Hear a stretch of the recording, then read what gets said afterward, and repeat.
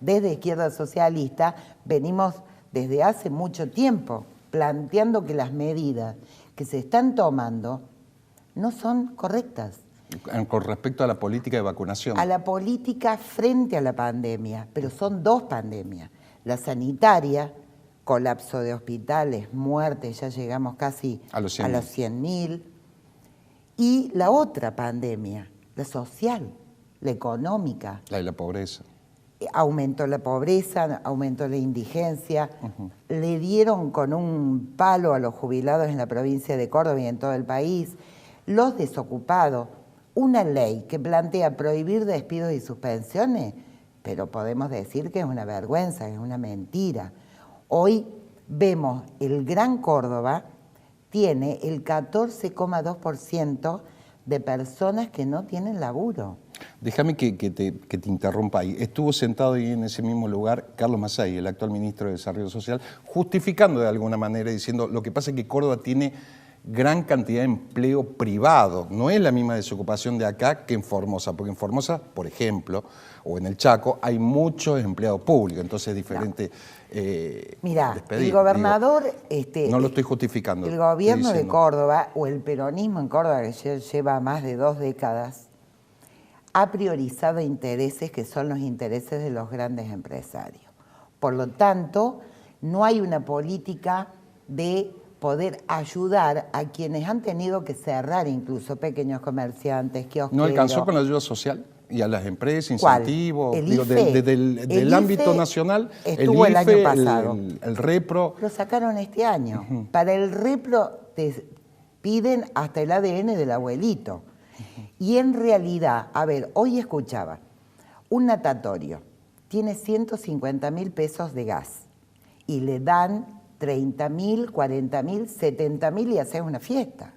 Entonces, en realidad, quienes se han beneficiado son los grandes grupos empresarios. Las cadenas supermercadistas nunca cerraron. Desde el primer día... ¿Pero no se supone que son comercios esenciales, Liliana, por la provisión de alimentos? Pero justamente son los sectores, la financiera, los bancos, las grandes agroexportadoras, amasan fortuna. Y acá, obviamente, el pequeño comercio, el kiosquero, el almacén de barrio, la inflación le come el bolsillo. Nosotros la estamos pasando mal, jubiladas, jubilados, trabajadores, desempleados. Entonces, en realidad, no hay una política pública que vaya en el sentido de sostener esta otra pandemia. Millones de pobres tiene nuestro país. Hoy planteamos una estadística de la pobreza multidimensional, que es la que mide vivienda, salud, educación. Estamos hablando de 21 millones de personas, en un país que genera riqueza para todo el mundo, pero se la llevan al exterior. El pago de la deuda externa, ahora el arreglo con el Club de París, que le están cobrando 2 aviones que nunca llegaron a Argentina en la época de la dictadura militar. Sí. Son unos ladrones.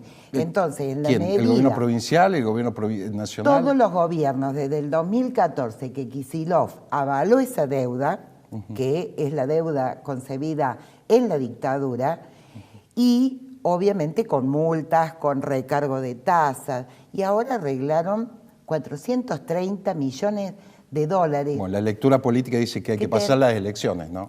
Lo más tranquilo posible. Ni que hablar, hay un discurso preelectoral que lo hace Schiaretti, lo hace Alberto Fernández, lo hace la oposición patronal, que le avalaron todas las leyes, levantaron el bracito en el Congreso Nacional, y en realidad tendrían que estar muy preocupados en cómo evitamos las 100.000 muertes.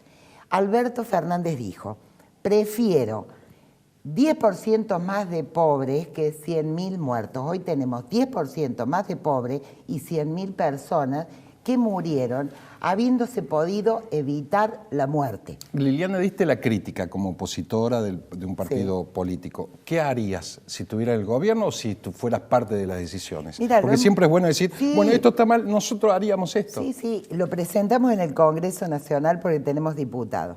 En primer lugar, aumento de salarios, jubilaciones, volver al IFE, que aunque sea poco, ha ayudado a 11 millones de personas. Ahora no existe más el IFE. 40.000 pesos para todo aquel que lo necesite. Y por supuesto, la suspensión del pago de la deuda, que justamente la proclama del 25 de mayo, que fue justamente un sector del kirchnerismo que plantea suspender los pagos para atender la pandemia. Bueno, muchachos, manos a la obra. ¿Y el déficit fiscal qué hacemos con todo eso? Y el déficit... Eso sí, te respondería sí, un sí. candidato liberal. Mira, el problema es que el déficit fiscal tiene que empezar a pensar qué hicieron con la guita que contrató Macri, esa perversa deuda de 50.000 millones de dólares y que este gobierno piensa pagar. Y por otro lado, hay que reactivar la economía con la plata, que justamente no puede ir al Club de París, no puede ir al Fondo Monetario. Estamos en una guerra, Cristian. Y en una guerra, uno que dice, quiero ganar la guerra, tengo más soldados, más insumos, más armas, más municiones. Esto es una guerra, la pandemia. No podemos hoy pensar y debatir esta criminal posición del gobierno de Schiaretti con la presencialidad en las escuelas, porque la circulación afecta realmente y aumenta los contagios. Bueno, Schiaretti, por lo que dice inclusive la oposición, se maneja por encuesta, ¿no? Y la sociedad le pide que haya más escuelas. Es más, vimos la última visita de Alberto Fernández, ¿sí? Una señora que se arrodillaba y pedía por favor que vuelvan la presencialidad. Bueno, yo creo que esto es desconocer, es admitir el negacionismo que tuvo Schiaretti y que es el mismo que tuvo Bolsonaro, no solamente en cuanto a la pandemia. ¿Cuánto hace, y vos lo sabés muy bien, Cristian, que hay problemas en la salud pública? Sabíamos que tarde o temprano iban a tener que elegir entre una persona que necesita el respirador o la otra.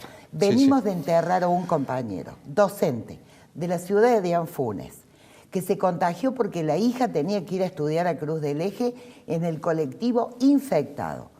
Y se lo tuvo que llevar la mujer, y lo digo con una tristeza enorme, en una cajita de cartón porque se llevó la ceniza, porque no lo pudo ni siquiera acompañar. Entonces el compañero Sergio Rodríguez, hoy, incluso lo podrá decir Montserrat después, con las cantidades de docentes que han fallecido, se podría haber previsto, con una apuesta sanitaria que realmente responda a las necesidades de esta enfermedad tremenda que estamos viviendo, y la otra también pandemia que tiene que ver con el problema de resolver la comida.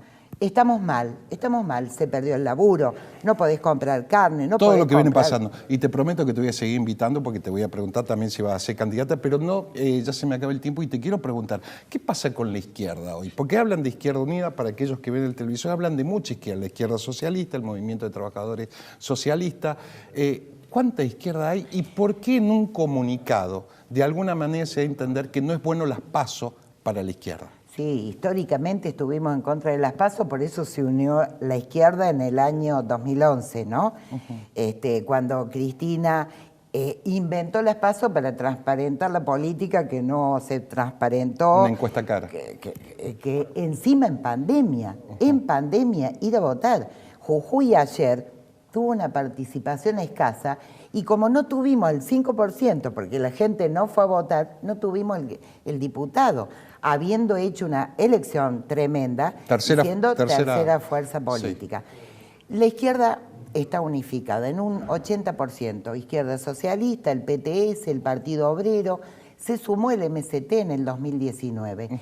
Y estamos planteando más que nunca que el enemigo está afuera, que el enemigo es el gobierno, es la oposición patronal, y que la izquierda tiene que salir como un solo puño, con un programa alternativo, y por eso creemos que tenemos que ir en una lista unitaria. En eso están ahora. Invitamos al Nuevo Más, invitamos a Luis Zamora, invitamos a la fracción que tiene el Partido Obrero, con Ramal, todo el mundo, y nos vamos a poner de acuerdo, porque siempre lo hemos podido hacer. Vos irás primero en un lugar, el otro irá segundo, rotamos las bancas. Como lo vienen haciendo una política, sí, sí, 2 años, tanto en el Consejo como en la legislatura, sí, yo renuncié a la banca. Como para subieron finalizar, otras. Liliana, y tiene que ver con este tema, ¿serías candidata en caso de que se den los medios necesarios dentro de la fuerza de izquierda a diputada nacional? Ya lo fuiste y hubo una denuncia de fraude en contra del radicalismo en su momento. Sí, en el 2013. ¿Candidata a diputado provincial, nacional ahora? Creo que puedo ser una precandidata, obviamente desde mi partido, que será también dialogado a nivel nacional en la mesa del Frente de Izquierda Unidad, y veremos en todo caso la cuestión del orden de la lista. Pero creemos que acá tenemos que conformar un fuerte polo de izquierda para también lograr a todos estos desilusionados del gobierno nacional, del gobierno provincial, de las distintas variantes patronales, para pegar con un plan alternativo, porque se viene la tercera ola posiblemente y se viene más crisis. Ojalá sea así, Liliana, Entonces, por el bien de la política y de la izquierda, en este electoral. caso, y otra alternativa más. Más que nunca, una lista de unidad única para ir fuerte contra los enemigos de las y los trabajadores y los sectores populares. Hasta la próxima, Liliana, gracias. Gracias a vos, Cris.